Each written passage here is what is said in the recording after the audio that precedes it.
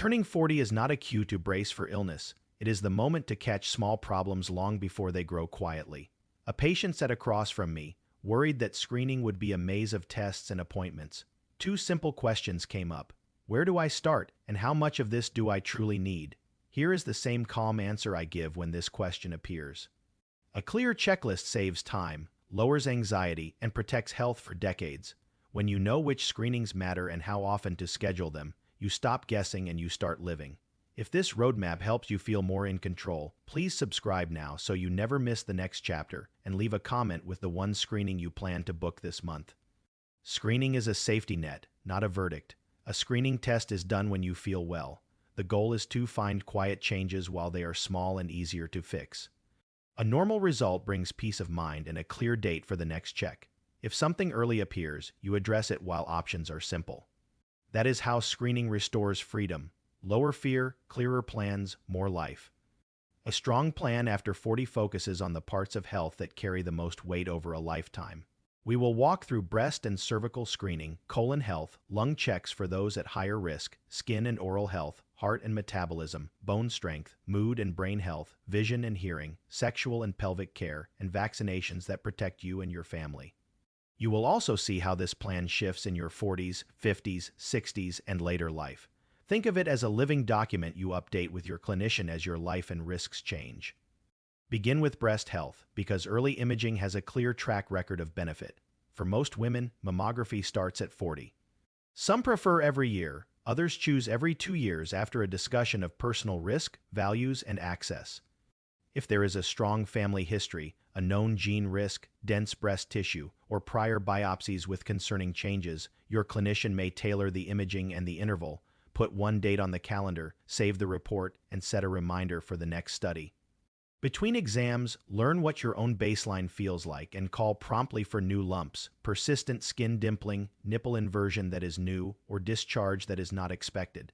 This is not about worry. It is about knowing yourself and acting early. Slide next to cervical health, which often fits on the same calendar. From young adulthood through the mid-60s, cervical screening looks for very early cell changes that could lead to cancer years later. Many people in their 40s and 50s use combined Papanicolou and human papillomavirus testing every 5 years, or the Papanicolou test alone every 3 years, depending on past results and preferences. If your last test was long ago or you have never been screened, restarting is the single most important step. When the uterus and cervix were removed for reasons not related to cancer and prior results were normal, ongoing cervical screening may not be needed. One short appointment closes a large door on risk. With those in place, turn to colon health at 45. Average risk adults begin colon and rectal cancer screening at 45. Options include a yearly stool study called the fecal immunochemical test that looks for hidden blood, a stool deoxyribonucleic acid test on an interval set by the product, and a colonoscopy that examines the entire colon, removes polyps before they cause trouble, and is often repeated every 10 years when results are normal. Flexible sigmoidoscopy and computed tomographic colon evaluation are used in some settings. With a first-degree relative who had colon cancer or advanced polyps, with inflammatory bowel disease, or with symptoms such as blood in the stool, a change in bowel habits, or unexplained iron deficiency, screening may begin earlier. And colonoscopy is often the preferred first choice. The best test is the one you will complete. Pick it, schedule it, and keep the report. If smoking exposure is part of your story, include lung screening so the sequence stays logical. A yearly low-dose computed tomography scan can lower the risk of dying from lung cancer in adults who qualify based on age and smoking exposure. Typical criteria include a span that begins in the early 50s through about 80, a cumulative exposure of at least 20 pack years, and either current smoking or quitting within the past 15 years. If that sounds like you, ask directly about the scan. If you do not smoke, stay that way. If you do, stopping with support is the most powerful gift you can give your lungs, your heart, and your future. After imaging decisions, shift 2 quick surface checks that prevent surprises. First, skin. Once a year, have a clinician or dermatologist look over your skin, especially with a history of sun exposure, lighter skin that burns easily, many moles, or a family history of skin cancer. At home, a monthly glance in the mirror after a shower helps you spot a new or changing mole, a sore that does not heal, or a patch that bleeds or crusts. Second, your mouth. Twice a year, see a dental professional for cleaning and an oral exam. Gum health connects to heart and metabolic health, and a quick look inside the mouth can catch problems while they are small. Third, thyroid. Routine thyroid testing is not needed for everyone. Ask for an evaluation when there is unexplained weight change, heat or cold intolerance, hair thinning, tremor, mood shifts, or heart rate changes. Small tests answer big questions. Now move inward to silent risks in the heart and metabolism. Blood pressure commonly runs high without symptoms. Beginning at 40, make sure it is measured at least once a year. When a single reading is elevated, repeat checks at home or in a clinic separate a tense day from a true pattern. Nutrition changes, movement, sleep, stress skills, and when needed, safe medication can bring numbers into range. Cholesterol and other blood fats also stay quiet until they cause harm. A blood test every few years, often every 4 to 6 years for low-risk adults and more often for those with risks, shows where you stand. With diabetes, kidney disease, prior heart events, or a strong family history of early heart disease, testing and treatment are more intensive. Blood sugar deserves attention, especially with a family history of diabetes during pregnancy in the past, increased waist size, sleep apnea, or membership in a group with a higher risk by ancestry. A fasting glucose or a hemoglobin A1C test shows average blood sugar over several months. Modest changes now prevent major disease later. To connect those lab numbers to daily life, use one simple signal you control. The tape measure around the waist translates risk into something you can see and track, often before laboratory values shift. Make the tape measure work for you. Total weight can stay steady while fat shifts inward around the organs. That pattern raises risk for heart disease, diabetes, fatty liver disease, and sleep apnea more than weight alone.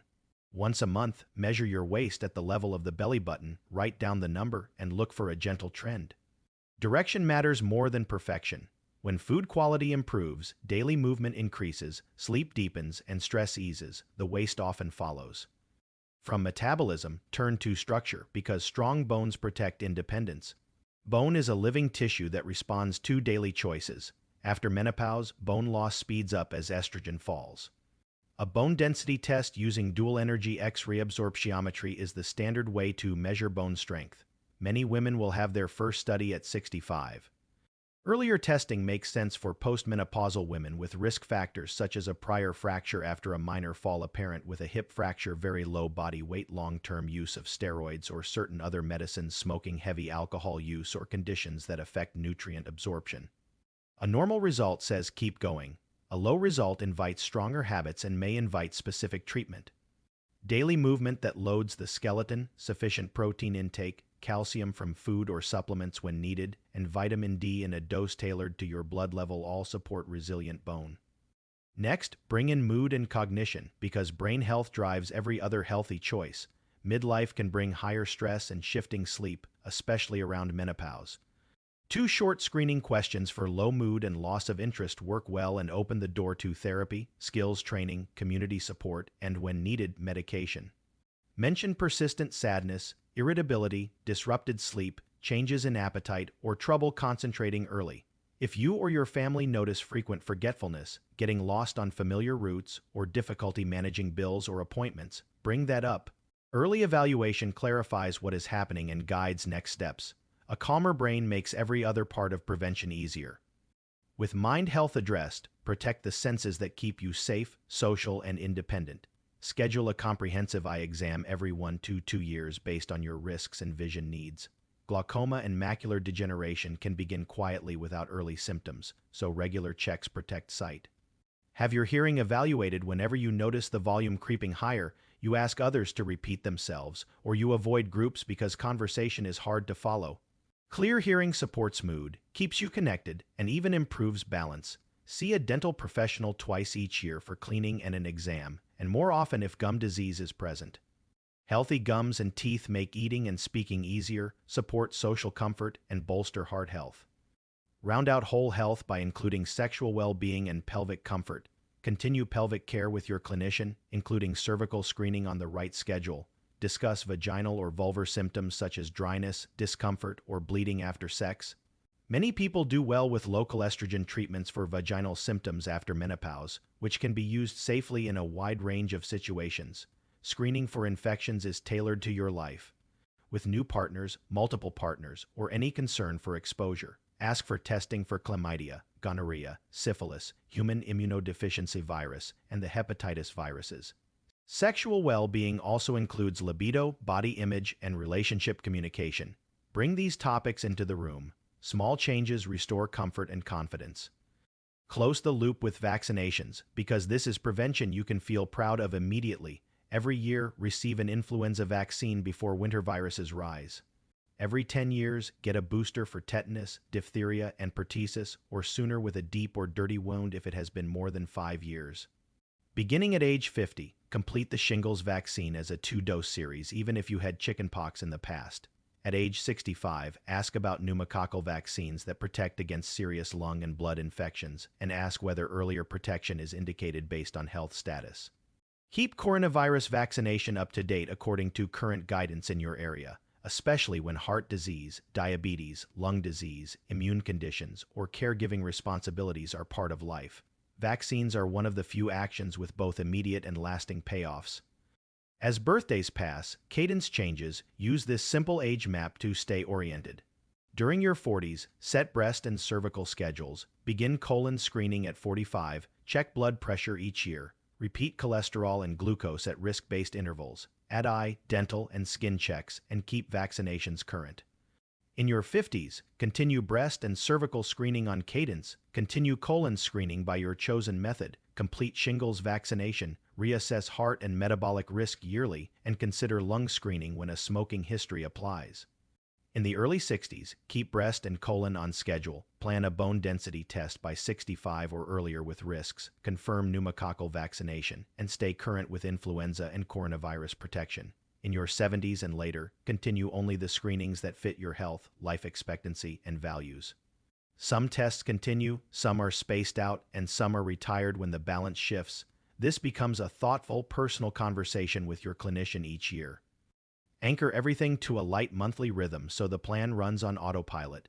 At the start of each month, open your calendar, scan the next 2 months, and book any screening or vaccine that is due. In the second stretch, give 10 minutes to heart basics. If you have a cuff, take 2 calm, seated blood pressure readings on different days and note the results. If not, use a pharmacy kiosk or ask for a quick clinic check. Around the 3rd week, measure your waist at the level of the belly button and record the number. Watch the overall direction across months rather than week-to-week noise. Before the month closes, restock what keeps the plan easy. Refill medicines, add produce, whole grains, protein sources, and nuts to the cart. Make sure your next dental and eye appointments are on the calendar. A small rhythm prevents the scramble. Share in the comments which rhythm you will try. Your idea may help someone who feels stuck. Of course, clear answers remove common roadblocks. Not every test is annual. Many recur every 2, 3, 5, or 10 years based on risk and prior results. Waiting for symptoms is not the goal. Screening works best before symptoms appear. Anxiety about results is normal. Plan a brief support call on the day results arrive and take a short walk first. Many results are normal. When they are not, you are already 1 step ahead. Family history matters. Early heart disease, breast, ovarian, or colon cancer in close relatives can shift timing and test choice. Update your clinician as family history changes. Support screening with daily patterns that make results better and recovery easier. Build plates around vegetables and fruits, adequate protein, whole grains, and healthy fats. That pattern supports steady blood pressure, healthier cholesterol, and calmer blood sugar. The same pattern favors a healthier waist and stronger bones. Include daily movement that you enjoy so it repeats without strain. Strong sleep and simple stress skills make it easier to keep appointments and follow through on results. Screening is one player on the prevention team. Nutrition, movement, sleep, and stress skills are the rest. Also, small preparation steps make test days smoother and results clearer. For mammography, schedule at a time when breasts are least tender in your cycle if you still menstruate. Avoid deodorant or powders on the day of the exam. Bring prior images if available, and tell the technologist about any changes you notice. For the Papanicola and human papillomavirus tests, avoid intercourse and vaginal products for a day or 2 beforehand, and try to schedule when you are not menstruating. Mention any unexpected bleeding or discomfort. For stool-based colon screening, read the kit directions slowly before you start and place supplies in one spot so nothing is missing. For colonoscopy, follow the preparation plan exactly and keep clear liquids you enjoy on hand. A little planning makes the day smoother and the results clearer. For blood tests, ask whether fasting is needed. If so, pick a morning slot, hydrate well with water beforehand, and bring a small snack to eat after the draw. Write down any medicines or supplements you take and bring that list to each appointment. These steps save time and reduce repeat visits. A simple case shows how fast this becomes manageable once the order is clear. One person began with 2 tasks: a mammogram for next month and a combined Papanicola and human papillomavirus test for the season after that. A colon method that fits daily life went on the calendar next, followed by an annual blood pressure check and reminders to repeat cholesterol and glucose on schedule. By the end of one afternoon, a 1-year plan was in place. 3 months later, the weight on the chest had lifted. Nothing dramatic happened.